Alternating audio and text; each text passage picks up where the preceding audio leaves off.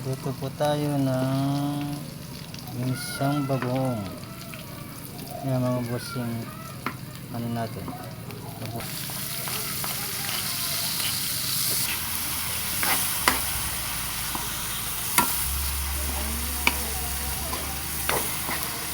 Kamatis, sibuyas, kamatis, bawang at sili mga boss. Ayan. Isa muna natin yan. Ayan ang ating bagoong mga boss.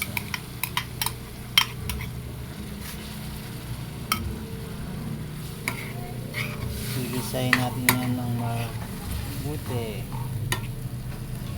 Sarap po yan mga bossing. Yan na siya manggang ilaw. At yan lang po inuulam namin mga bossing pag walang ulam. Bagoong lang po mga bossing. Sinasawsaw lang po namin sa kare-kare.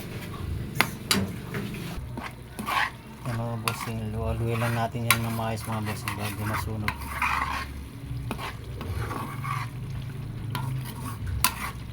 Buhong masarap sa partners sa manggang hilaw.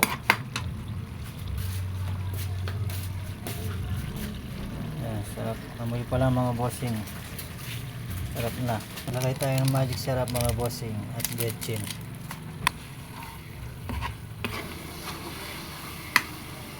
Yan, malapit na po siya mga bossing.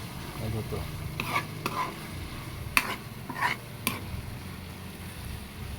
Amoy na po yung linamnam niya mga. Lalagay po tayo ng asukal mga bossing.